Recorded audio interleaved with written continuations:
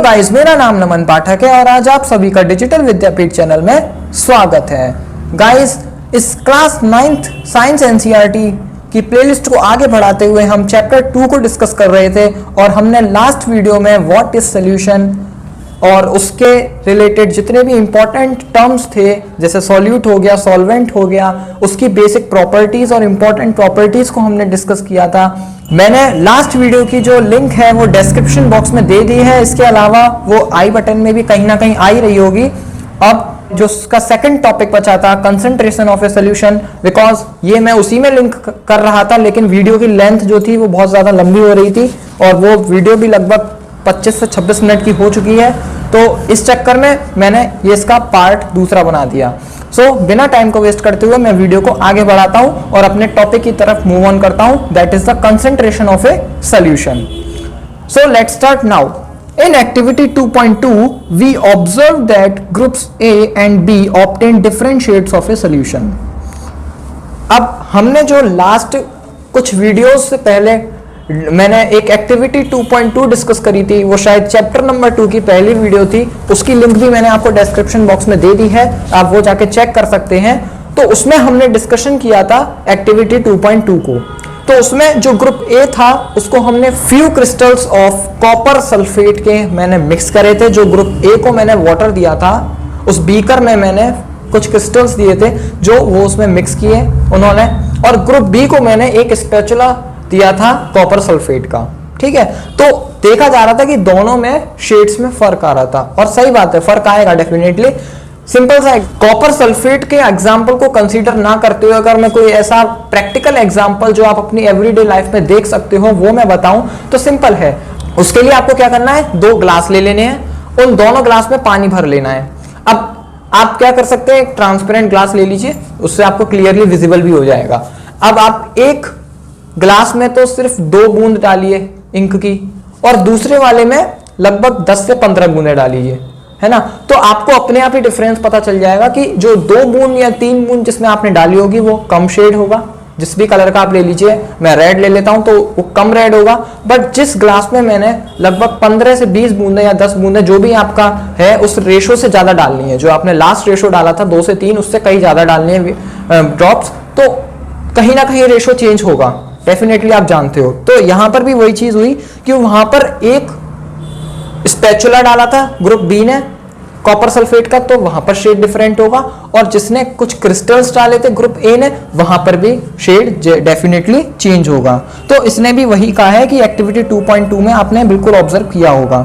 So we understand that in a solution the relative proportion of the solute in and solvent can be varied।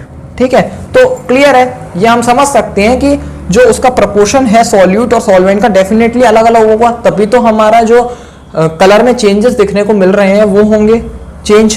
तो यही reason है solute और solvent का। ठीक है, देखिए सॉल्वेंट क्या था, हमारा ज्यादा अमाउंट में प्रेजेंट था, और सॉल्यूट क्या था, जो कम अमाउंट में प्रेजेंट था। तो वाटर तो हमने सेम ले लिया, ठीक है, लेकिन मैंने सॉल्यूट डिफरेंट कर दिया, सॉल्यूट को मैंने वेरी कर दिया। ठीक है, तो सॉल्यूट मैंने क्या किया था, वहां पर मैंने कुछ क्रिस्टल डाले थे। अब कुछ क्रिस्टल्स में 5 क्रिस्टल भी हो सकते हैं, 6 क्रिस्टल भी हो सकते हैं, और 10 क्रिस्टल भी हो सकते हैं, लेकिन एक स्पैचुला फिक्स है कि उसमें इतना ही जाएगा। ठीक है, और चलिए अगर हम इन दोनों को भी सेम ले लेते हैं सॉल्यूट को, तो सॉल्वेंट में डिफरेंस करके हम उसको वेरी कर सकते हैं कि मैंने एक में कम पानी ले लिया, एक में ज्यादा पानी ले लिया, और मैंने अगर सेम कॉपर सल्फेट डाला तो जिसमें कम पानी लिया होगा वो ज्यादा ब्लूइश दिखेगा, और जिसमें हमने ज्यादा पानी लिया होगा वो ज्यादा ब्लूइश दिखेगा।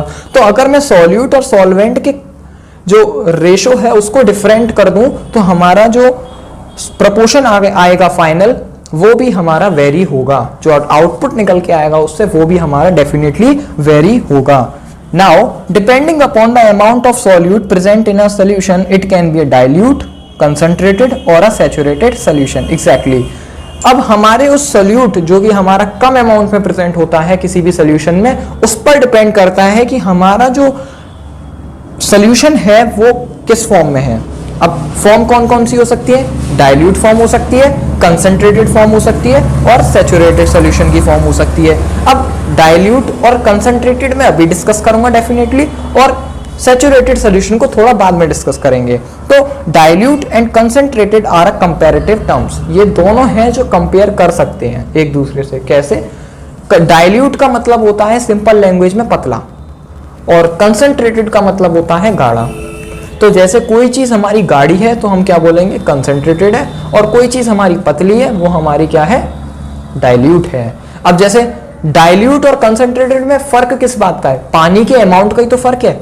एक किसी सब्सटेंस में मैंने पानी की अमाउंट को बहुत कम कर दिया तो वो हमारा गाढ़ा होगा, और मैंने उसी सब्सटेंस में पानी की अमाउंट को मैंने बढ़ा दिया और बढ़ा दिया और बढ़ा दिया, तो डेफिनेटली क्या हो जाएगा? वो और पतला होता जाएगा। That's why we can say that कि जो हमारे डाइल्यूट हैं और कंसंट्रेटेड हैं ये दोनों ही हमारे कंपैरेटिव टर्म्स हैं। हम इन दोनों को कंपेयर कर सकते हैं किसके टर्म में? Terms of amount of water. ठीक है। So in activity 2.2 the solution obtained by group A is dilute as compared to the obtained by group B। तो जो एक्टिविटी 2.2 में इन्होंने डिस्कशन किया है पूरा, उसमें जो सोल्यूशन ग्रुप ए को मिला था वो ज्यादा डाइल्यूट था, और जो ग्रुप बी को दिया गया था वो हमारा एज कंपेयर टू ए वो कम डाइल्यूट था। मतलब अगर मैं डाइल्यूट और कंसंट्रेटेड की बात करूं तो ए हमारा डाइल्यूट था, और बी जो था वो एग्जैक्टली कंसंट्रेटेड तो नहीं था, बट एज कंपेयर टू ए वो ज्यादा कंसंट्रेटेड था। ठीक है, यह हम बोले कम डाइल्यूट था। नेक्स्ट एक और एक्टिविटी को डिस्कस करते हैं, एक्टिविटी 2.3 को, और इसमें देखते हैं हमसे क्या एक्सपेरिमेंट करवा रहा है और क्या समझाने की कोशिश कर रहा है। So take approximately 50 ml of water each in 2 separate beakers. तो आपको क्या करना है? 2 बीकर्स लेने हैं, उसमें 50 ml ऑफ वाटर अप्रोक्सीमेटली फिल कर देना है। Now add salt in 1 beaker and sugar और barium chloride in the second beaker with continuous stirring. अब क्या कर सकते हैं आप? एक बीकर में तो आप सॉल्ट ले लीजिए, डालिए, और दूसरे बीकर में आप शुगर ले सकते हैं या फिर बेरियम क्लोराइड ले सकते हैं। डेफिनेटली अब बेरियम क्लोराइड हर किसी को नहीं मिल पाएगा तो आप सिंपली शुगर ले लीजिए, और मैं यहाँ पर कंसीडर करूंगा आपने शुगर ही लिया हुआ है। सो आप क्या करिए? उसको डालते जाइए। एक पहले वाले बीकर में तो आप सॉल्ट को डालते जाइए और कंटिन्यूअस स्टिर करते रहिए, और ऐसे ही सेकंड वाले जो बीकर है उसमें भी आप क्या करिए? शुगर डाल दीजिए और उसको कंटिन्यू घोलते रहिए। Now when we more solute can be dissolve, heat the content of the beakers to raise the temperature by about 5 degree Celsius. अब क्या करना है आपको? उसमें कोई भी सोल्यूट को डिसॉल्व नहीं करना है और उस कंटेंट को हीट करते जाना है लगभग कि उसका जो टेम्परेचर है वो 5 डिग्री सेल्सियस तक बढ़ जाए। उसके बाद फिर से आपको क्या करना है? उसमें सॉल्यूट और ऐड करना है, फिर यही प्रोसेस चलती रहनी चाहिए। ठीक है, और इस प्रोसेस को आप करते रहिए। अब इससे क्या रिजल्ट मिलेगा, इससे क्या कंक्लूजन मिलेगा, या इससे क्या आउटपुट मिलेगा, वो हम आगे जाके डिस्कस करेंगे।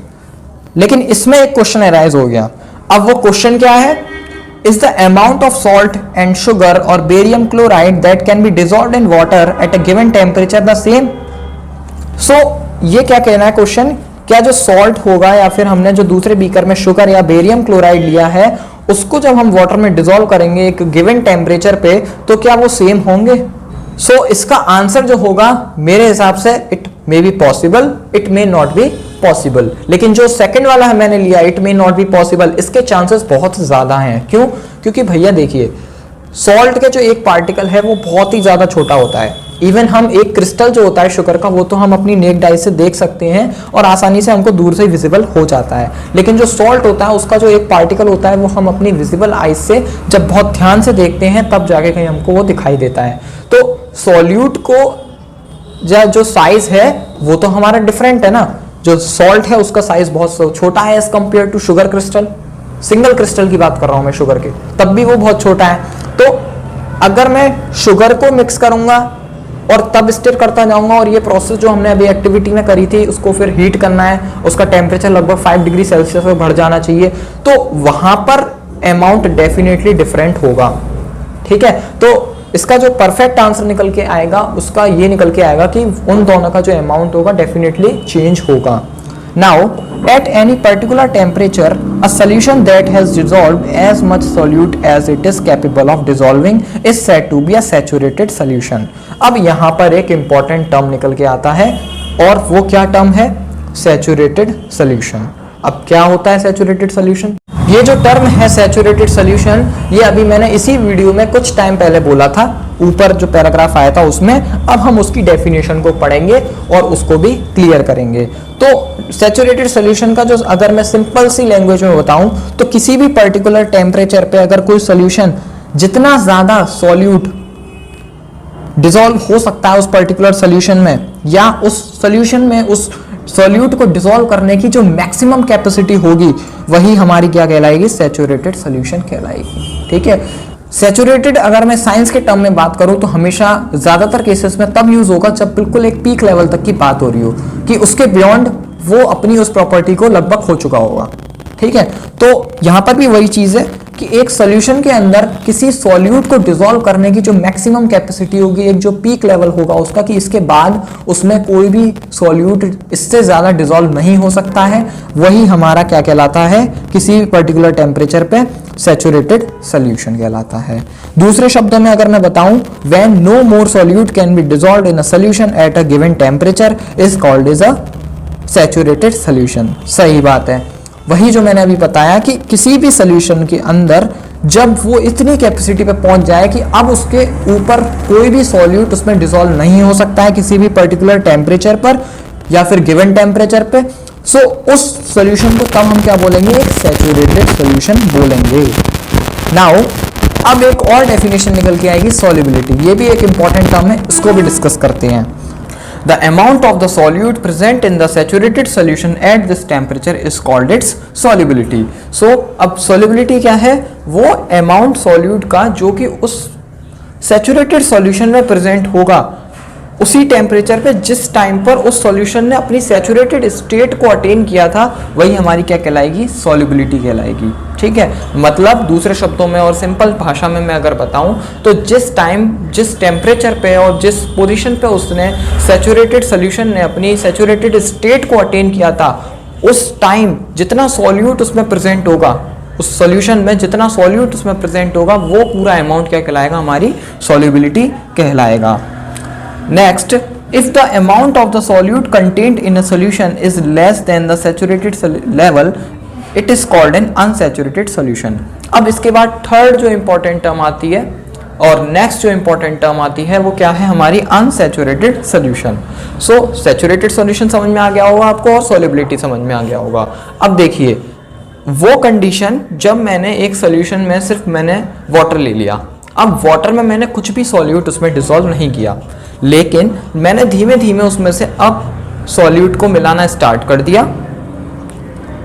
और उसको मैं स्टिर करता गया, वही प्रोसेस मेरी चलती जाएगी। मैं अमाउंट डालता जा रहा हूँ सॉल्यूट का और मैं स्टिर करता जा रहा हूँ, मैं अमाउंट डालता जा रहा हूँ और स्टिर करता जाऊँगा। एक ऐसी पोजीशन आएगी कि मैं जितना भी अमाउंट डालता जाऊँ उसके बाद वो घुलना बंद हो जाएगा। उस पोजीशन को हमने क्या बोला था? एक सैचुरेटेड लेवल बोला था, और उस टाइम जो सोल्यूशन बनेगा वो हमारा क्या कहलाएगा? सैचुरेटेड सोल्यूशन कहलाएगा। बट यहाँ पर अनसैचुरेटेड सोल्यूशन की बात हो रही है, तो वो फेज जहां पे हमने बिल्कुल भी सॉल्यूट को डिसॉल्व नहीं किया था उस वाटर में, और वो फेज जो हमारा उसके आगे मैं अगर सॉल्यूट मिलाऊं तो वो डिसॉल्व नहीं होगा, उस फेज से उस फेज के बीच में, मतलब जीरो से टिल सैचुरेटेड लेवल तक के बीच का जो फेज होगा वही हमारा क्या कहलाएगा? अनसैचुरेटेड सॉल्यूशन कहलाएगा। सो होपफुली गाइस यहां तक कि आपको ये जो इंपॉर्टेंट टर्म्स थे वो क्लियर हो चुके होंगे। Now what would happen if you were to take a saturated solution at a certain temperature and cool it slowly? अब यहाँ पर एक और क्वेश्चन आता है कि अगर हम उस सैचुरेटेड सॉल्यूशन को किसी भी टेम्परेचर पे, वो जो उस टेम्परेचर पे जब वो सैचुरेटेड लेवल उसने अटेन किया था, क्योंकि याद रखिएगा क्योंकि हम एक्टिविटी में करते हुए आ रहे थे, हमने जो पहले एक्टिविटी करी थी उसमें हम क्या कर रहे थे? 5 डिग्री सेल्सियस तक टेम्परेचर को इंक्रीज कर रहे थे, एंड उसके साथ साथ हम अपने क्या कर रहे थे? अपने जो सॉल्यूट था उसको डिसॉल्व करते जा रहे थे। नाउ अब यहाँ पर भी वही चीज करनी है, हमें क्या करना है? उस सैचुरेटेड सॉल्यूशन को जो हमने लिया था उस टेम्परेचर पे, जो हमने टेम्परेचर में हमें उसमें कोई चेंजेस नहीं करने हैं, जब उसने सैचुरेटेड सॉल्यूशन उसने अटेन किया था, जब हम उसको धीमे धीमे ठंडा करना स्टार्ट करेंगे तब क्या प्रभाव पड़ेगा उस पर, मतलब अब क्या उस सॉल्यूशन पे इफेक्ट पड़ेगा, बेसिकली हम ये जानने की कोशिश करेंगे। Now we can infer from the above activity that different substances in a given solvent had different solubilities at the same temperature. सही बात है, हमने ऊपर देखा था और हमने ऊपर से कंक्लूजन भी निकाला कि जो अलग अलग सब्सटेंसेस होंगे गिवन सॉल्वेंट में उनकी अलग अलग सॉल्युबिलिटीज होगी सेम टेम्परेचर पे। क्यों? क्योंकि अगर मैं एक पर्टिकुलर टेम्परेचर की बात करता हूं और मैं दो सॉल्यूट ले लेता हूं मैं अपने, for example sugar and salt, basic है एग्जांपल्स जो आप नॉर्मली अपनी डेली लाइफ में देखते रहते हैं। तो मैंने क्या ले लिया है, शुगर ले लिया है और सॉल्ट ले लिया है और मैंने टेम्परेचर को फिक्स कर दिया। जैसे मैंने मान लिया कि अगर मैं 40 डिग्री सेल्सियस तक या 100 डिग्री सेल्सियस तक जो भी आप अपना टेम्परेचर लेना चाहें वो ले सकते हैं, मैं उसको हीटअप करूंगा, मतलब उस वहां तक मैं अपनी सॉल्यूट को डिसॉल्व करता जाऊंगा। तो डेफिनेटली जब आप ऐसा पोजिशन पे लाएंगे कि जैसे मैंने एक मैग्नीट्यूड ले लेता हूँ 50 डिग्री सेल्सियस, अब 50 डिग्री सेल्सियस पे मैं दोनों काम करूंगा, दो बीकर ले लिए, मैंने 50 डिग्री सेल्सियस तक उनको गर्म करना स्टार्ट किया दोनों को, और साथ में मैं दोनों में साथ ही साथ एक में सॉल्ट मिलाता जा रहा हूं, दूसरे में मैं शुगर मिलाता जा रहा हूं, और ये दोनों काम एक साथ हो रहे हैं। मतलब ये नहीं है कि मैं शुगर पहले मिला रहा हूं, सॉल्ट पहले मिला रहा हूं या उसको घोल बाद में रहा हूं, दोनों एक साथ चीजें चलती आ रही हैं। और जैसे ही जैसे वो टेम्परेचर मेरा 50 डिग्री सेल्सियस तक पहुंचेगा, वो दोनों बीकर साथ में गर्म होंगे, वो साथ में डिसॉल्व होंगे, साथ में उनमें सॉल्यूट पड़ेगा, एक में सॉल्ट होगा बस, एक में शुगर होगा, फर्क कितना रहेगा बस। तो अब मैं दोनों में जब टेम्परेचर देखूंगा 50 डिग्री सेल्सियस तक, और उसके बाद जब मैं अमाउंट देखना चाहूंगा सॉल्यूट की उन दोनों में, सॉल्ट और शुगर की, तो डेफिनेटली दोनों के अमाउंट में चेंजेस होंगे। इसका रीजन क्या है? क्योंकि शुगर के जो पार्टिकल्स होते हैं वो सॉल्ट के कंपैरिजन में बड़े होते हैं, तो वो ज्यादा स्पेस लेंगे, जो पार्टिकल्स ऑफ वाटर होगा उनके बीच में जो स्पेस लेंगे वो ज्यादा लेंगे। और वही दूसरी तरफ अगर मैं बात करता हूं सॉल्ट की, तो सॉल्ट के जो पार्टिकल्स हैं, अगर मैं सॉल्ट के क्रिस्टल की बात करूं तो जो शुगर का क्रिस्टल होगा उसके कंपैरिजन में वो बहुत छोटा है, सो वो कम स्पेस लेगा। तो इसका मतलब क्या है कि एक ही टेम्परेचर पे, एक ही इंडिविजुअल और पर्टिकुलर टेम्परेचर पर जब मैं दोनों के अमाउंट की सॉल्यूट की बात करूंगा, अमाउंट ऑफ सॉल्यूट की बात करूंगा दोनों सॉल्यूशन में, तो मुझे डिफरेंट मिलेंगे। पहले वाले जो शुगर वाला केस होगा उसमें जो अमाउंट ऑफ सॉल्यूट होगा वो मेरा कम खर्च होगा। क्यों? क्योंकि उसके जो पार्टिकल्स का साइज है वो जो एक्स्ट्रा है वो ज्यादा स्पेस लेंगे। वही अगर मैं दूसरे केस की बात करूं, जब मैंने सॉल्ट ले रखा है जहां पे, वहां पर मेरा अमाउंट ऑफ सॉल्यूट होगा वो ज्यादा खर्च होगा। क्यों? क्योंकि वो कम स्पेस लेगा as compare to sugar particles. So hopefully guys आपको ये वाली जो लाइन होगी वो भी क्लियर हो चुकी होगी। और उसने वही बताया कि अलग अलग जो सब्सटेंस होंगे वो एक गिवन सॉल्वेंट में एक अलग अलग सॉल्युबिलिटीज लेंगे। तो सॉल्युबिलिटीज क्या था? अमाउंट ऑफ सॉल्यूट ही तो था, कि जो amount of solute saturated level पे या सैचुरेटेड सॉल्यूशन में जो प्रेजेंट होगा वो हमारा क्या कहलाएगा?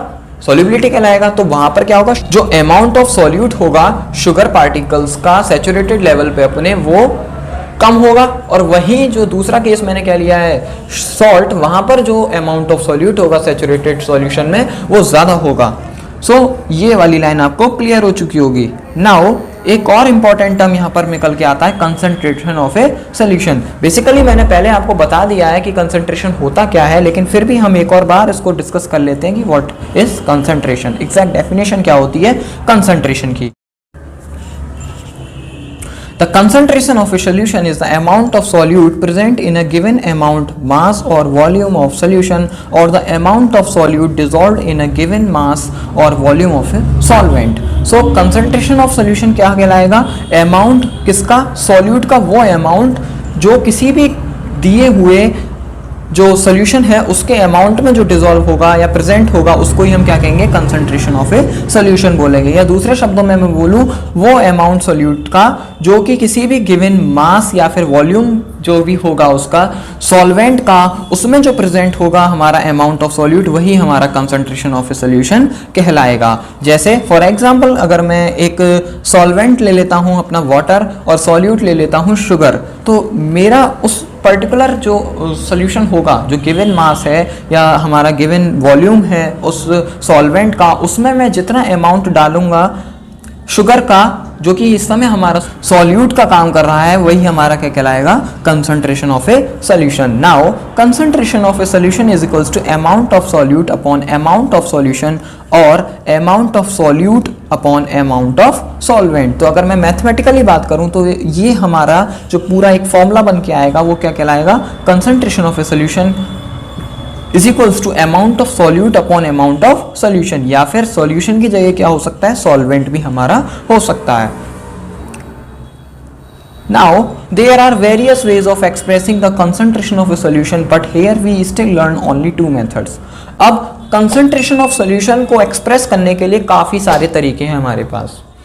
कुछ तरीके हमने 9th में पढ़ेंगे, कुछ हम आगे जाके भी पढ़ेंगे 11th क्लास में और 12th क्लास में और हायर स्टडीज़ में पढ़ेंगे। बट यहाँ पर हम जो डिस्कस करने वाले हैं वो सिर्फ दो ही मेथड पढ़ने वाले हैं। पहला mass by mass percentage of a solution and second mass by volume percentage of a solution. अब देखिए, इस फॉर्मूले को याद करने की सबसे बेहतरीन ट्रिक बताता हूँ। बाई का मतलब क्या होता है, डिवाइडेड, ठीक है। हाँ, अगर हम मैथमेटिकली बात करें तो बाय का क्या मतलब है, डिवाइड, और परसेंटेज जब भी हम निकालते हैं तो हम क्या करते हैं, multiply by 100। So mass by mass percentage निकालना है किसी भी सोल्यूशन का।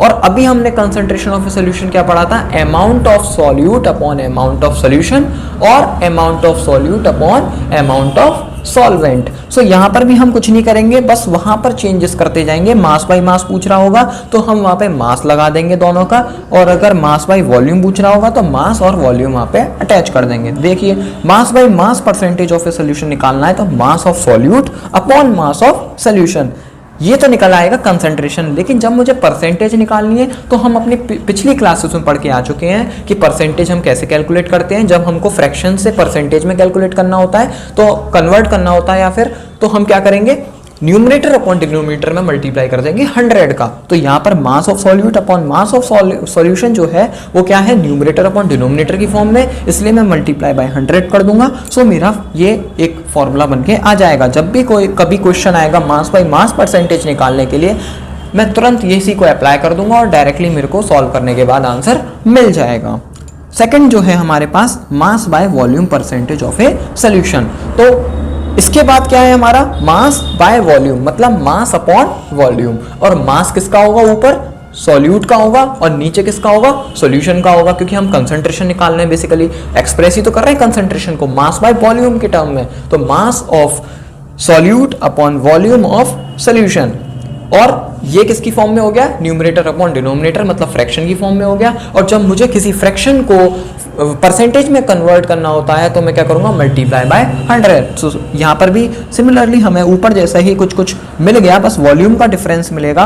और मेरे को क्या मिला फाइनल, जो मास बाय वॉल्यूम परसेंटेज का फॉर्मूला वो है mass by volume percentage of a solution is equals to mass of solute upon volume of a solution into 100। So hopefully guys आपको यहाँ तक की जो पूरी कहानी है, जो इंपॉर्टेंट टर्म्स जो हमने पढ़े, जो भी हमने इंपॉर्टेंट टर्मिनोलॉजीज यहाँ पे डिस्कस करी हमने, जितने भी इंपॉर्टेंट कंसेप्ट्स देखे वो सब आपको क्लियर हो चुके होंगे।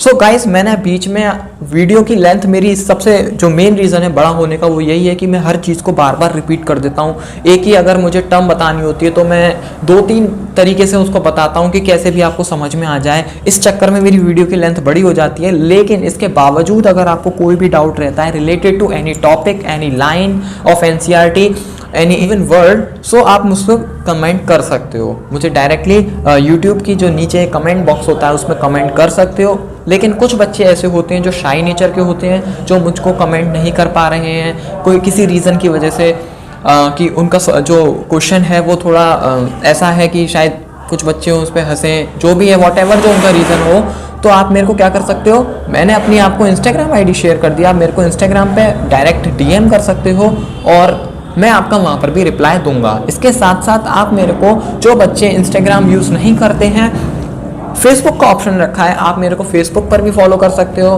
फ्रेंड रिक्वेस्ट भेज के जो भी है आप मेरे को डायरेक्ट डीएम कर सकते हो, मैं आप वहाँ पर भी आपका रिप्लाई डेफिनेटली दूंगा। लेकिन प्लीज़ मेरी आपसे यही रिक्वेस्ट है कि आप अपने डाउट्स को क्लियर कीजिए, क्योंकि अगर आपने अभी डाउट्स रखोगे तो वो आपको जाके आगे प्रॉब्लम क्रिएट करेंगे, और वो जो प्रॉब्लम होगी वो बहुत बड़ी प्रॉब्लम होगी, क्योंकि आपको आगे का कुछ भी समझ में नहीं आएगा। सो नेक्स्ट वीडियो में हम डिस्कस करेंगे इसी से रिलेटेड एक एग्जाम्पल जो हमें नेक्स्ट दिया हुआ है, एग्जाम्पल 2.1।